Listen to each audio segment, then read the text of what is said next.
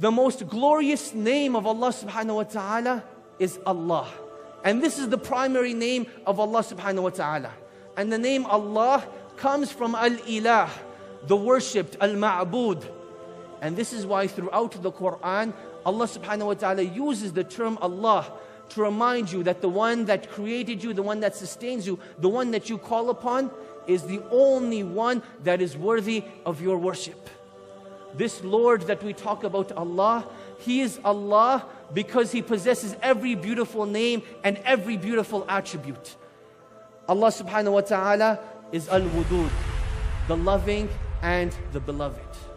No matter how much love you have in this life, from your friends, from your spouses, from your parents, from everyone else in this world, you will always have a void in your heart that can only be fulfilled by the love of Allah subhanahu wa ta'ala. And this is what Ibn al-Qayyim rahimahullah, he goes on to mention, that indeed in the heart is a void that can only be fulfilled with the love of Allah subhanahu wa ta'ala. And a lot of us don't realize this. A lot of mankind does not realize it. So that void that they find in their heart, they try to fulfill it with the desires of this world. Whether it be through wealth, whether it be through, women, whether it be through everything else. They try to fulfill it through desires. But they notice that they become more empty and more empty as these desires are fulfilled. They'll see that they'll try to fulfill it maybe with alcohol, with drugs. But where does that lead them? It leads them along the same path. They'll try to fulfill it with each and every single thing, but it won't be fulfilled. Because that portion of your heart was created to be loved by Allah subhanahu wa ta'ala alone. Ibn al-Qayyim rahimahullah, he gives a beautiful example. He says the love of Allah in the heart of the believer is like a tree. Its roots are the fear of Allah subhanahu wa ta'ala. Its trunk is humility for the sake of Allah subhanahu wa ta'ala. Its leaves is modesty from Allah subhanahu wa ta'ala.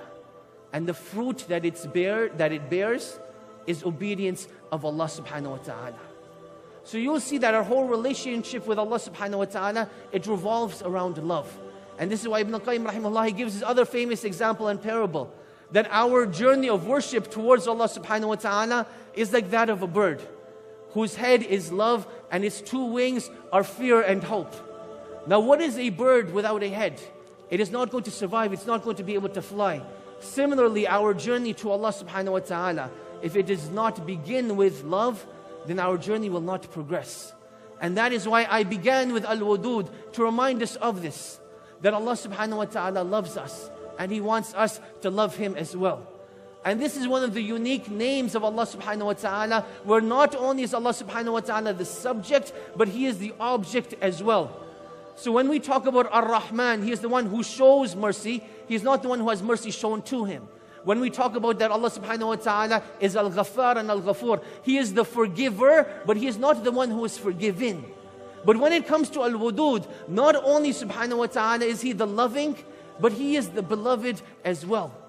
Allah subhanahu wa ta'ala tells us in the Quran that there's not a tree except that it glorifies Allah. Not a bird except that it glorifies Allah. Not any one of Allah's creations except that it is glorifying Him, except that we do not understand their glorification. Listen to the hadith of the Messenger of Allah sallallahu alaihi wasallam, where he says, the skies shake. The skies shake and creak, and they have the right to shake and creak. Because there's not a distance of 4 fingers except that an angel is making ruku', an angel is making sajda, an angel is making qiyam to Allah subhanahu wa ta'ala. And this will continue till the day of judgment. This is the love that Allah subhanahu wa ta'ala created for Him. Now our question arises, where is our love for Allah subhanahu wa ta'ala?